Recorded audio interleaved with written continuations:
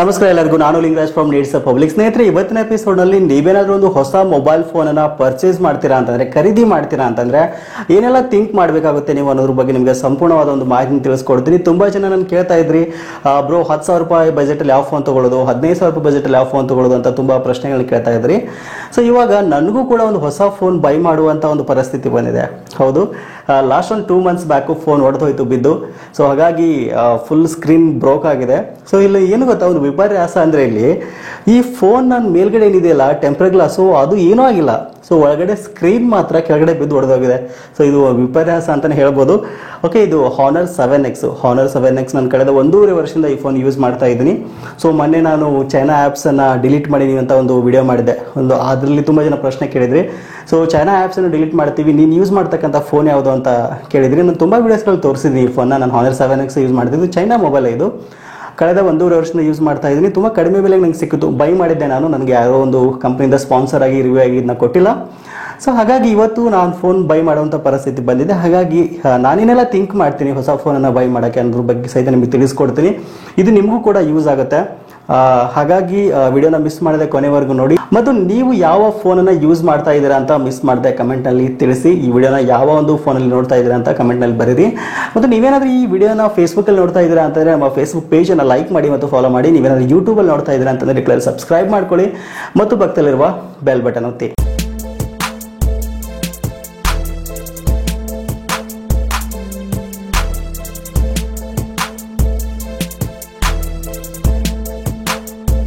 ಸ್ನೇಹಿತರೆ, ನಾವು ಒಂದು ಹೊಸ ಫೋನನ್ನು ಪರ್ಚೇಸ್ ಮಾಡಬೇಕು ಅಂದ್ಕೊಂಡಿದ್ರೆ ತುಂಬ ಒಂದು ವಿಚಾರಗಳನ್ನು ಮಾಡಬೇಕಾಗುತ್ತೆ, ತುಂಬ ರಿಸರ್ಚ್ ಮಾಡಬೇಕಾಗುತ್ತೆ ಅದ್ರ ಬಗ್ಗೆ. ಸೊ ಯಾರೋ ಒಬ್ರು ಒಂದು ಫೋನ್ ಚೆನ್ನಾಗಿದೆ ಅಂತ ಹೇಳ್ಬಿಟ್ಟು ತೊಗೊಂಡ ತಕ್ಷಣ ನಾವು ತೊಗೊಂಡ್ವಿ ಅಂತಂದರೆ ಖಂಡಿತವಾಗ್ಲೂ ನಾವು ತುಂಬ ಕಷ್ಟಪಟ್ಟು ದುಡಿದ ಹಣವನ್ನು ಹಾಳು ಮಾಡ್ಕೋತೀವಿ ಅಂತ ಹೇಳ್ಬೋದು. ಖಂಡಿತವಾಗ್ಲೂ ನೀವು ಹೊಸ ಫೋನನ್ನು ತೊಗೋತೀರಾ ಅಂತಂದರೆ ನೀವೇ ಸ್ವತಃ ಕೂತ್ಕೊಂಡು ರಿಸರ್ಚ್ ಮಾಡಿ ಆ ಫೋನ್ ಬಗ್ಗೆ, ಆ ಫೋನಲ್ಲಿ ಏನಿದೆ ಏನಿಲ್ಲ, ಸೊ ಆ ಫೋನ್ ತೊಗೊಂಡ್ರೆ ನನಗೆ ಏನು ಯೂಸ್ ಆಗುತ್ತೆ, ಆಮೇಲೆ ನಾನು ಫೋನನ್ನು ಏನಕ್ಕಾಗಿ ತೊಗೋತೀನಿ ಅನ್ನೋದ್ರ ಬಗ್ಗೆ ಸಹಿತ ಒಂದು ಸಾರಿ ಕೂತ್ಕೊಂಡು ಥಿಂಕ್ ಮಾಡಿ. ಸೊ ನಾನು ಕೆಲವೊಂದಿಷ್ಟು ವಿಚಾರಗಳನ್ನ ಹೇಳ್ತಾ ಹೋಗ್ತೀನಿ. ಸರಿ ಅನಿಸ್ತು ಅಂತಂದ್ರೆ ಕಮೆಂಟ್ನಲ್ಲಿ ಎಸ್ ಅಂತ ಟೈಪ್ ಮಾಡಿ. ಓಕೆ, ಮೊದಲನೇದಾಗಿ ನೀವು ಫೋನನ್ನು ಬೈ ಮಾಡಬೇಕು ಅಂತಂದ್ರೆ ಸೆಕ್ಯೂರಿಟಿ ಫೀಚರ್ ಬಗ್ಗೆ ನಾವು ಖಂಡಿತವಾಗ್ಲೂ ಥಿಂಕ್ ಮಾಡಬೇಕಾಗುತ್ತೆ.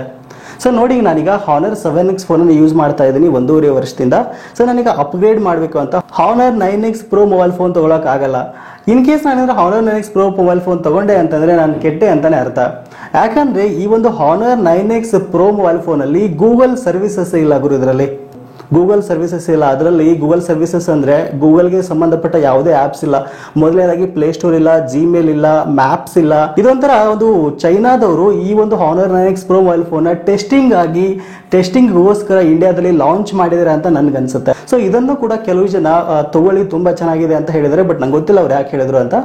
ಬಟ್ ಸೆಕ್ಯೂರಿಟಿ ಫೀಚರ್ ಬಗ್ಗೆ ನಾವು ಖಂಡಿತವಾಗ್ಲೂ ಥಿಂಕ್ ಮಾಡಬೇಕಾಗುತ್ತೆ. ಸೆಕ್ಯೂರಿಟಿ ಫೀಚರ್ ಬಗ್ಗೆ ನಾವು ಥಿಂಕ್ ಮಾಡಿಲ್ಲ ಅಂತಂದ್ರೆ ಏನು ಪ್ರಾಬ್ಲಮ್ ಆಗುತ್ತೆ ಅಂತಂದರೆ, ಸೊ ಮೊದಲನೇದಾಗಿ ನಾವು ಬ್ಯಾಂಕಿಂಗ್ ಆ್ಯಪ್ಸ್ಗಳನ್ನು ಯೂಸ್ ಮಾಡ್ತಾ ಇರ್ತೀವಿ. ತುಂಬ ಬ್ಯಾಂಕಿಂಗ್ ಆ್ಯಪ್ಸ್ಗಳನ್ನು, ನೆಟ್ ಬ್ಯಾಂಕಿಂಗ್ ಯೂಸ್ ಮಾಡ್ತಾ ಇರ್ತೀವಿ, ಆಮೇಲೆ ಮೇಲ್ಸ್ ಮಾಡ್ತಾ ಇರ್ತೀವಿ, ಪರ್ಸನಲ್ ಚಾಟ್ಸ್ ಮಾಡ್ತಾ ಇರ್ತೀವಿ, ಆಮೇಲೆ ನಮ್ಮ ಫೋಟೋಸು, ವಿಡಿಯೋಸು ತುಂಬ ಇರ್ತವೆ. ನಮ್ಮ ಎಲ್ಲ ಖಾಸಗಿ ಮಾಹಿತಿಯನ್ನು ಎಲ್ಲಾದರೂ ಸೋರಿಕೆ ಆಯಿತು ಅಂತಂದರೆ ಯಾರಿಗೆ ಲಾಸು? ನಮಗೆ ತುಂಬ ಪ್ರಾಬ್ಲಮ್ ಆಗುತ್ತೆ. ಹಾಗಾಗಿ ಸೆಕ್ಯೂರಿಟಿ ಫೀಚರ್ ಬಗ್ಗೆ ದಯವಿಟ್ಟು ಕಾಳಜಿನ ವಹಿಸಿ ಫೋನ್ ತೊಗೊಳೋಕ್ಕಿಂತ ಮೊದಲು. ಸೊ ಇದಾದ ನಂತರ ಬಜೆಟು. ಸ್ನೇಹಿತರೆ, ನಿಮ್ಮ ಬಜೆಟ್ ಎಷ್ಟಿದೆಯೋ ಅಷ್ಟರಲ್ಲೇ ಫೋನ್ ತೊಗೊಳ್ಳಿ. ನಿಮ್ಮ ಕಡೆ 10,000 ಇತ್ತಂದರೆ 10,000ದಲ್ಲಿ ತೊಗೊಳ್ಳಿ, 15,000 ಇತ್ತಂದ್ರೆ 15,000ದಲ್ಲಿ ತೊಗೊಳ್ಳಿ. ಅದನ್ನು ಬಿಟ್ಟು ಸಾಲ ಮಾಡಿ EMI ದಲ್ಲಿ ಯಾವುದೇ ಕಾರಣಕ್ಕೂ ಫೋನ್ ತೊಗೊಳಕ್ಕೆ ಹೋಗ್ಬೇಡಿ. ಸೊ ನಿಮ್ಗೆ ಏನಾಗುತ್ತೆ ಅಂತಂದರೆ, ನಿಮ್ಗೆ ಆನ್ಲೈನಲ್ಲಿ ಫ್ಲಿಪ್ಕಾರ್ಟು ಮತ್ತು ಅಮೆಜಾನ್ ತೊಗೊಳಕ್ಕೆ ಕ್ರೆಡಿಟ್ ಕಾರ್ಡ್ ಇಲ್ಲ ಅಂತ ಹೇಳ್ಬಿಟ್ಟು ಶಾಪ್ಗೆ ಹೋಗ್ತಾರೆ. ಶಾಪಲ್ಲಿ ಅವ್ರು ಹೇಳ್ತಾರೆ ನಿಮ್ಗೆ 10-15 ಸಾವಿರ ಬಜೆಟ್ಲಿ ಹೋಗಿರ್ತಾರೆ. ಇನ್ ಕೇಸ್ ಅವ್ರೇಂದ್ರು ಒಂದು 20,000 ರೂಪಾಯಿ ಮೇಲೆ ತುಂಬ ಚೆನ್ನಾಗಿದೆ, ಇದನ್ನು ತೊಗೊಳ್ಳಿ, ಇದಕ್ಕೆ ನೋ ಕಾಸ್ಟ್ EMI ಇದೆ, ನೀವು ಇಂಟ್ರೆಸ್ಟ್ ಕಟ್ಟೋ ಅವಶ್ಯಕತೆ ಇಲ್ಲ, 6 ತಿಂಗಳು ಕಟ್ಕೊಳ್ಳಿ ಅಂತ ಹೇಳ್ತಾರೆ. ನಿಮ್ಮ ಆಧಾರ್ ಕಾರ್ಡ್ ಕೊಡಿ, ಪಾನ್ ಕಾರ್ಡ್ ಕೊಡಿ, ಮುಗಿದೋಯ್ತು, 6 ತಿಂಗಳು ಕಟ್ಕೊಂತ ಹೋಗಿ ಅಂತ ನಿಮ್ಗೆ ಹೇಳ್ಬೋದು. ಆದರೆ ಈಗ ಲಾಕ್ಡೌನ್ ಟೈಮಲ್ಲಿ ನೋಡಿ, ಸಡನ್ನಾಗಿ ಲಾಕ್ಡೌನ್ ಬಂತು, ಕೊರೋನಾ ಬಂತು, ನೀವು 1 ತಿಂಗಳು 2 ತಿಂಗಳು ಕಟ್ಟಲಿಲ್ಲ ಅಂತಂದರೆ, ದುಡ್ಡು ಕಟ್ಟಲಿಲ್ಲ, EMI ಕಟ್ಟಲಿಲ್ಲ ಅಂತಂದರೆ 1 ತಿಂಗಳಿಗೆ 450ರಿಂದ 500 ರೂಪಾಯಿ ದಂಡ ಹಾಕ್ತಾರೆ. ಒಂದಿನ ಮಿಸ್ ಆಯಿತು ಅಂದರೆ, ಆ ದುಡ್ಡು ಕೊಡಲಿಲ್ಲ ಅಂತಂದರೆ ಮನೆ ಬಾಗಿಲಿಗೆ ಬರ್ತಾರೆ. ಖಂಡಿತ ನೀವೇನಾದರೂ EMI ದಲ್ಲಿ ತೊಗೊಂಡಿದ್ರಿ ಅಂತಂದರೆ ನಿಮ್ಗೆ ಇದ್ರ ಬಗ್ಗೆ ಅನುಭವ ಇರುತ್ತೆ. ತಿಳಿಸಿ ಕಮೆಂಟ್ನಲ್ಲಿ. ಎಲ್ರಿಗೂ ಇದ್ರ ಬಗ್ಗೆ ತುಂಬ ಒಂದು ಗೊತ್ತಾಗುತ್ತೆ, ನಾಲೆಜ್ ಬರುತ್ತೆ ಅದಕ್ಕೋಸ್ಕರ. ಸೊ ಹಾಗಾಗಿ ನಿಮ್ಮಲ್ಲಿ ಎಷ್ಟು ದುಡ್ಡು ಇದೆಯೋ ಅಷ್ಟೇ ದುಡ್ಡನ್ನು ಕೊಟ್ಟು ಅದೇ ಬಜೆಟಲ್ಲಿ ಫೋನ್ ತೊಗೊಳ್ಳಿ. ಓವರ್ ಪ್ರೈಸ್ ಆಗಿ ನಿಮ್ಮ ಕಡೆ ದುಡ್ಡು ಇಲ್ಲದಾದ್ರೂ ಸಾಲ ಮಾಡಿ ಯಾವುದೇ ಕಾರಣಕ್ಕೂ ದಯವಿಟ್ಟು ಫೋನನ್ನು ಪರ್ಚೇಸ್ ಮಾಡೋಕ್ಕೆ ಹೋಗಬೇಡಿ. ತುಂಬ ಕಷ್ಟಪಟ್ಟು ಹಣವನ್ನು ಸಂಪಾದಿಸಿರ್ತೀರ. ಸೊ ಇನ್ನು ನೆಕ್ಸ್ಟು, ನೀವು ಫೋನನ್ನು ಏನಕ್ಕಾಗಿ ತಗೋತಾ ಇದ್ದೀರಾ, ನಿಮಗೆ ರಿಕ್ವೈರ್ಮೆಂಟ್ಸ್ ಏನಿದೆ ಫೋನಿಂದು. ಸೊ ಈಗ ನೋಡಿ ನಾನು ಹೊಸ ಫೋನ್ ಬೈ ಮಾಡ್ತಾ ಇದ್ದೀನಿ ಅಂತಂದರೆ 2 ತಿಂಗಳ ಹಿಂದೆ ನನ್ನ ಫೋನ್ ಹೊಡೆದೋಯ್ತು, ನಾನು ಇದುವರೆಗೂ ತೊಗೊಂಡಿಲ್ಲ. ಯಾಕಂದರೆ ನನಗೆ ಸ್ಯಾಟಿಸ್ಫೈ ಆಗಿರ್ತಕ್ಕಂಥ ಒಂದು ಫೋನ್ಗಳು ನನಗೆ ಇದುವರೆಗೂ ಸಿಕ್ಕಿಲ್ಲ ನಿಜ ಹೇಳಬೇಕಂತಂದರೆ. ಸೊ ನೋಡಿ, ಈಗ ನನ್ನ ಬಜೆಟು 10,000 ರಿಂದ 15,000 ರೂಪಾಯಿ ಇದೆ. ಸೊ ನನಗೆ ರಿಕ್ವೈರ್ಮೆಂಟ್ ಏನು, ನಾನು ಪ್ರತಿದಿನ ಫೋನನ್ನು ಯೂಸ್ ಮಾಡ್ತೀನಿ. ಏನಕ್ಕೆ ಯೂಸ್ ಮಾಡ್ತೀನಿ, ಒಂದು ಚಾಟಿಂಗ್ ಮಾಡೋಕ್ಕೆ ಯೂಸ್ ಮಾಡ್ತೀನಿ, ಆಮೇಲೆ ಚಿಕ್ಕ ಪುಟ್ಟ ಫೋಟೋಸ್ಗಳನ್ನು ತೆಗಿತಾ ಇರ್ತೀನಿ, ಆಮೇಲೆ ಬ್ಯಾಂಕಿಂಗ್ ಆ್ಯಪ್ಸ್ಗಳನ್ನು ಯೂಸ್ ಮಾಡ್ತಾ ಇರ್ತೀನಿ, ಮನಿ ಟ್ರಾನ್ಸ್ಫರ್ ಮಾಡೋಕ್ಕೆ, ಆಮೇಲೆ ಮೇಲ್ಸ್ ಮಾಡೋಕ್ಕೆ ಯೂಸ್ ಮಾಡ್ತಾ ಇರ್ತೀನಿ. ಇದೆಲ್ಲ ಒಂದು ಬೇಸಿಕ್ ರಿಕ್ವೈರ್ಮೆಂಟ್ಸ್ ಇದು. ಸೊ ಬೇಸಿಕ್ ರಿಕ್ವೈರ್ಮೆಂಟ್ಸ್ಗೆ ನಮಗೆ 10,000 ರಿಂದ 15,000 ರೂಪಾಯಿ ಫೋನ್ ನಮ್ಗೆ ಆರಾಮಾಗಿ 10,000 ರಿಂದ 15,000 ರೂಪಾಯಿ ಬಜೆಟಲ್ಲಿ ನಮ್ಗೆ ಆರಾಮಾಗಿ ಬರುತ್ತೆ. ಸೊ ಆಮೇಲೆ ಮೇಯ್ನಾಗಿ ಕ್ಯಾಮ್ರಾ, ತುಂಬ ಜನ ಕ್ಯಾಮ್ರಾ ಪ್ರಿಫರ್ ಮಾಡ್ತಾ ಇರ್ತೀರ. ಸೊ ಕ್ಯಾಮ್ರಾ ಎಷ್ಟು MP ನಮಗೆ ಬೇಕು, ಫೋನಲ್ಲಿ ಎಷ್ಟೇ MP ಜಾಸ್ತಿ ಆದರೂ ಕೂಡ ಒಂದು ಬ್ರ್ಯಾಂಡ್ಗಳ ಮೇಲೆ, ಆಮೇಲೆ ಒಂದು ಪ್ರೊಸೆಸರು ಅದ್ರ ಮೇಲೆ ಡಿಪೆಂಡ್ ಆಗಿರುತ್ತೆ, ಕ್ಯಾಮ್ರಾ ಕ್ವಾಲಿಟಿ ಆಗಿರ್ಬೋದು ಅದೆಲ್ಲ. ಸೊ ಅದನ್ನು ನೀವು ಡಿಸೈಡ್ ಮಾಡ್ಕೋಬೇಕು, ನೀವು ಕ್ಯಾಮ್ರಾಕ್ಕೋಸ್ಕರ ಫೋನ್ ತೊಗೋತೀರಾ ಇಲ್ವಾ ಅಂತ. ಸೊ ನಾನು ನೆಕ್ಸ್ಟು ಗೇಮಿಂಗು. ಸೊ ನಾನು ಗೇಮನ್ನು ಜಾಸ್ತಿ ಫೋನಲ್ಲಿ ಆಟ ಆಡಲ್ಲ, ಗೇಮ್ ಆಡಲ್ಲ ನಾನು, ಹಾಗಾಗಿ ನನಗೆ ಗೇಮಿಂಗ್ ಅವಶ್ಯಕತೆ ಇಲ್ಲ ನನಗೆ. ಸೊ ಇದಿಷ್ಟು ನನ್ನ ರಿಕ್ವೈರ್ಮೆಂಟು. ಒಂದು ಫೋಟೋಗೋಸ್ಕರ ಫೋನನ್ನು ಯೂಸ್ ಮಾಡಲ್ಲ, ಗೇಮಿಂಗ್ ಆಡಲ್ಲ ಅಂತಂದರೆ 4GB 64GB ಎನಫ್ ನನಗೆ ಸ್ಪೇಸು. ಆಮೇಲೆ ಪ್ರೊಸೆಸರ್ ಮಿಡ್ ಎಂಡ್ ಪ್ರೊಸೆಸರ್ ಇದ್ದು ನನಗೆ ಓಕೆ, ಟಾಪ್ ಪ್ರೊಸೆಸರ್ ಏನು ಅವಶ್ಯಕತೆ ಇಲ್ಲ ಅಂತ ಹೇಳ್ಬೋದು. ಸೊ ಹೀಗೆ ನಿಮ್ಮ ಒಂದು ರಿಕ್ವೈರ್ಮೆಂಟ್ ಹೇಗಿರುತ್ತೋ ಹಾಗೆ ಥಿಂಕ್ ಮಾಡಿ. ಆಮೇಲೆ ಬ್ಯಾಟ್ರಿ ಬಗ್ಗೆ ನೀವು ಥಿಂಕ್ ಮಾಡಬೇಕಾಗುತ್ತೆ. ಸೊ ನೆಕ್ಸ್ಟ್ ಏನಪ್ಪ ಅಂತಂದರೆ ಬ್ರ್ಯಾಂಡ್ ತುಂಬ ಮುಖ್ಯ. ಸೊ ನೀವು ಯಾವ ಫೋನ್ ಬ್ರ್ಯಾಂಡನ್ನು ತೊಗೋತಿರೋದು ತುಂಬ ಅಂದರೆ ತುಂಬ ಇಂಪಾರ್ಟೆಂಟ್ ಆಗುತ್ತೆ. ಸೊ ನಾನೇನು ಡಿಸೈಡ್ ಮಾಡಿದ್ದೀನಿ ಅಂತಂದರೆ, ನಾನು ಇದುವರೆಗೂ ಇದು ಯೂಸ್ ಮಾಡಿದ್ದೀನಿ ಬಿಡಿ ಫೋನ್ನ. ಸೊ ಇನ್ಮೇಲೆ ನಾನು ಚೈನಾ ಬ್ರ್ಯಾಂಡನ್ನು ಯೂಸ್ ಮಾಡಬಾರ್ದು ಅಂತ ಹೇಳ್ಬಿಟ್ಟು ಯಾವುದೇ ಒಂದು ಚೈನೀಸ್ ಬ್ರ್ಯಾಂಡನ್ನು ನಾನು ಸೈಡ್ ಇಟ್ಟಿದ್ದೀನಿ. ಸೊ ನನಗೆ ಆಪ್ಷನ್ ಇರೋದು ಒಂದು ಐಫೋನ್ ಇದೆ, ಇನ್ನೊಂದು ಸ್ಯಾಮ್ಸಂಗ್ ಇದೆ. 2 ಫೋನ್ ನನ್ನ ಹತ್ರ ಇದೆ, ಚಾಯ್ಸಿಂಗ್ ಇದೆ ನನ್ನ ಹತ್ರ, ಫೋನೆಲ್ಲ ಚಾಯ್ಸಿಂಗ್ ಇದೆ. ಸೊ ಐಫೋನ್ ತೊಗೊಳ್ಳೋಷ್ಟು ನನ್ನ ಹತ್ರ ಬಜೆಟ್ ಇಲ್ಲ, ನನಗೆ ಅಷ್ಟು ದುಡ್ಡು ಹಾಕುವಷ್ಟು ಇಂಟ್ರೆಸ್ಟ್ ಇಲ್ಲ ನನಗೆ, 50,000 1 ಲಕ್ಷ ಈ ರೀತಿಯಾಗಿ. ಸೊ ಹಾಗಾಗಿ ನಾನು ಸ್ಯಾಮ್ಸಂಗ್ನ ಚೂಸ್ ಮಾಡ್ತಾ ಇದ್ದೀನಿ. ಸೊ ಸ್ಯಾಮ್ಸಂಗ್ನ ಚೂಸ್ ಮಾಡ್ತಾ ಇದ್ರೆ ನನ್ನ ಬಜೆಟಲ್ಲಿ 10,000 ರಿಂದ 15,000 ರೂಪಾಯಲ್ಲಿ ಯಾವ ಫೋನ್ ಸ್ಯಾಮ್ಸಂಗಲ್ಲಿ ಚೆನ್ನಾಗಿದೆ ಅದನ್ನು ನಾನು ಡಿಸೈಡ್ ಮಾಡಬೇಕಾಗುತ್ತೆ. ಸೊ ಹೀಗೆ ಸೆಕ್ಯೂರಿಟಿ ಫೀಚರ್ ಆಗಿರ್ಬೋದು, ನಿಮ್ಮ ಒಂದು ಬ್ರ್ಯಾಂಡ್ ಆಗಿರ್ಬೋದು, ಆಮೇಲೆ ನೀವು ಕೊಡ್ತಕ್ಕಂಥ ಹಣಕ್ಕೆ ಅದು ಸರಿಯಾಗಿದೆ ಅಲ್ಲ ಅಂತ ನೀವು ಕೂಡ ಥಿಂಕ್ ಮಾಡಬೇಕಾಗುತ್ತೆ. ಸೊ ಹೇಗೆ ಥಿಂಕ್ ಮಾಡಬೇಕು ಅಂತಂದರೆ, ಸುಮ್ಮನೆ ಯಾರೋ ಒಂದು ವಿಡಿಯೋ ನೋಡಿಬಿಟ್ಟು ಹೋಗಿ ಡಿಸೈಡ್ ಮಾಡೋಕ್ಕೆ ಹೋಗ್ಬಿಡಿ. ಅದಕ್ಕಿಂತ ಮೊದಲು ಆ ಫೋನನ್ನು ಆನ್ಲೈನಲ್ಲಿ ತುಂಬ ಜನ ಪರ್ಚೇಸ್ ಮಾಡಿರ್ತಾರೆ, ಫ್ಲಿಪ್ಕಾರ್ಟಲ್ಲಿ, ಅಮೆಜಾನ್ ಎಲ್ಲ ಪರ್ಚೇಸ್ ಮಾಡಿರ್ತಾರೆ. ಅಲ್ಲಿ ಹೋಗಿ ರಿವ್ಯೂಸ್ ಅವ್ರು ಬರೆದಿರ್ತಾರೆ, ಆ ರಿವ್ಯೂಸ್ ನೋಡಿ ಅಲ್ಲಿ. ಸೊ ಅಲ್ಲಿ ಏನು ಅನ್ಸುತ್ತೆ ನಿಮಗೆ, ಅಲ್ಲಿನ ಪಾಸಿಟಿವ್ ರೆಸ್ಪಾನ್ಸ್ ಇತ್ತು ಅಂತಂದರೆ ನೆಕ್ಸ್ಟ್ ಯೂಟ್ಯೂಬ್ಗೆ ಬನ್ನಿ. ಯೂಟ್ಯೂಬಲ್ಲಿ ತುಂಬ ಜನ ಅನ್ಬಾಕ್ಸಿಂಗ್ ರಿವ್ಯೂ ಮಾಡಿರ್ತಾರೆ.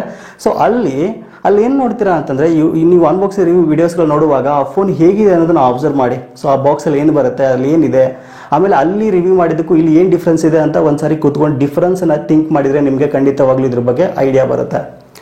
ಸೊ ಇನ್ನು ನೆಕ್ಸ್ಟ್ ಏನಪ್ಪ ಅಂತಂದರೆ, ನಾನು ಬ್ರ್ಯಾಂಡ್ ಬಗ್ಗೆ ಯಾಕೆ ಮಾತಾಡ್ತೀನಿ ಅಂತಂದರೆ, ಒಂದಿಷ್ಟು ಚೈನೀಸ್ ಬ್ರ್ಯಾಂಡ್ಗಳನ್ನ ಯೂಸ್ ಮಾಡ್ತಾ ಇದ್ದೀರಾ ಅಂತಂದರೆ ನಿಮ್ಮ ಗಮನಕ್ಕೂ ಬಂದಿರುತ್ತೆ ಇದು. ಸೊ ಕೆಲವು ಸಾರಿ ಈ ಒಂದು ಚೈನೀಸ್ ಬ್ರ್ಯಾಂಡ್ ಫೋನ್ಗಳು ಯಾವುದೇ ಆಗಿರ್ಬೋದು, ಕೆಲವು ಸಾರಿ ಆಟೋಮೆಟಿಕ್ಕಾಗಿ ರೀಸ್ಟಾರ್ಟ್ ಆಗ್ತಾ ಇರ್ತವೆ, ಆಮೇಲೆ ಆಟೋಮೆಟಿಕ್ಕಾಗಿ ಆ್ಯಡ್ಸ್ ಬರ್ತಾ ಇರ್ತವೆ. ನೋಡಿ, ಒಂದು ಫೋನನ್ನು ನಾವು ದುಡ್ಡು ಕೊಟ್ಟು ಪರ್ಚೇಸ್ ಮಾಡಿದ್ದೀವಿ ಅಂತಂದರೆ ಅದು ನಮ್ಮ ಒಂದು ಸ್ವಂತ ಯೂಸ್ಗೆ ಆಗಿರುತ್ತೆ. ಸೊ ಅಲ್ಲಿ ಯಾರೋ ಒಂದಿಷ್ಟು ಪ್ರೀ ಇನ್ಸ್ಟಾಲ್ಡ್ ಆ್ಯಪ್ಸನ್ನು ಹಾಕಿರ್ತಾರೆ, ಬೇರೆ ಬೇರೆ ಆ್ಯಡ್ಸ್ಗಳಲ್ಲಿ ಪ್ಲೇ ಆಗ್ತಾ ಇರುತ್ತೆ ಅಂತಂದರೆ ನಾವು ಆ ಒಂದು ಆ್ಯಡ್ಸನ್ನು ನೋಡಿಬಿಟ್ಟು ಅವ್ರಿಗೆ ರೆವೆನ್ಯೂ ಜನರೇಟ್ ಮಾಡಿಕೊಟ್ಟಂಗಾಗುತ್ತೆ. ದುಡ್ಡು ಕೊಟ್ಟು ಪರ್ಚೇಸ್ ಮಾಡಿದಿರೋದು ಅಷ್ಟೇ ಅಲ್ಲದೆ ನಾವು ಪ್ರತಿದಿನ ಆ್ಯಡ್ಸನ್ನು ನೋಡಿಬಿಟ್ಟು ಅವ್ರಿಗೆ ರೆವೆನ್ಯೂ ಜನರೇಟ್ ಮಾಡಿಕೊಟ್ಟಂಗಾಗುತ್ತೆ. ಸೊ ಹಾಗಾಗಿ ದಯವಿಟ್ಟು ಒಂದ್ಸರಿ ಕೂತ್ಕೊಂಡು ಥಿಂಕ್ ಮಾಡಿ. ಈ ಎಲ್ಲ ಒಂದು ವಿಚಾರಗಳನ್ನು 1 ಸಾರಿ ಅಲ್ಲ, 2 ಸಾರಿ ಅಲ್ಲ, 3 ಸಾರಿ ಕೂತ್ಕೊಂಡು ಥಿಂಕ್ ಮಾಡಿಬಿಟ್ಟು ನೀವು ಕಷ್ಟಪಟ್ಟು ದುಡ್ದ ಹಣವನ್ನು ಒಂದು ಫೋನ್ಗೆ ಇನ್ವೆಸ್ಟ್ ಮಾಡ್ತಾ ಇದ್ದೀರಾ ಅಂತಂದರೆ ನಿಮ್ಗೆ ಯಾವ್ದು ರೈಟ್ ಡಿಸಿಷನ್ಸ್ ಅನಿಸುತ್ತೋ ಆ ಒಂದು ಡಿಸಿಷನ್ನ ತೊಗೊಂಡ್ಬಿಟ್ಟು ಒಂದು ಫೋನನ್ನು ಬೈ ಮಾಡಿ. ಸೊ ಇವನ್ ನಾನು ಕೂಡ ಇದೇ ರೀತಿಯಾಗಿ ಥಿಂಕ್ ಮಾಡ್ತಾ ಇದ್ದೀನಿ. ಸೊ ಇನ್ನು ಮುಂದೆ ನೀವು ಬೇರೆದವ್ರನ್ನ ಯಾವ ಫೋನ್ ತೊಗೊಳೋದು ಬೆಟ್ರು ಅಂತ ಕೇಳೋ ಬದಲಾಗಿ ನೀವೇ ಕೂತ್ಕೊಂಡು ಒಂದ್ಸರಿ ರಿಸರ್ಚ್ ಮಾಡಿ, ಗೊತ್ತಾಗುತ್ತೆ ನಿಮಗೆ. ರಿಸರ್ಚ್ ಮಾಡಿದ ಮೇಲೆ ಖಂಡಿತವಾಗ್ಲೂ ನೀವೇ ಇನ್ನೊಬ್ರಿಗೆ ಸಜೆಸ್ಟ್ ಮಾಡ್ತೀರಾ. ಸೊ ಓಕೆ, ವಿಡಿಯೋ ಇಷ್ಟ ಆಯಿತು ಅನ್ಕೋತೀನಿ. ವಿಡಿಯೋ ಇಷ್ಟ ಆಗಿತ್ತು ಅಂತಂದರೆ ನಿಮ್ಮ ಫ್ರೆಂಡ್ಸ್ ಯಾರಾದರೂ ಹೊಸ ಫೋನ್ ತೊಗೋತಾ ಇದ್ದಾರೆ ಅಂತಂದರೆ ದಯವಿಟ್ಟು ಅವ್ರಿಗೆ ಈ ವಿಡಿಯೋನ ಶೇರ್ ಮಾಡಿ, ಅವ್ರಿಗೆ ಇದ್ರ ಬಗ್ಗೆ ತಿಳಿಸ್ಕೊಡಿ. ಒಂದು ಸಾರಿ ನೀವು ಕೂತ್ಕೊಂಡು ರಿಸರ್ಚ್ ಮಾಡಿ, ಸರಿ ಅನಿಸ್ತು ಅಂತಂದರೆ ಎಲ್ರಿಗೂ ಶೇರ್ ಮಾಡಿ. ಸಿಗೋಣ ಮತ್ತೆ ಮುಂದಿನ ವಿಡಿಯೋದಲ್ಲಿ. Thank you for watching. Take care.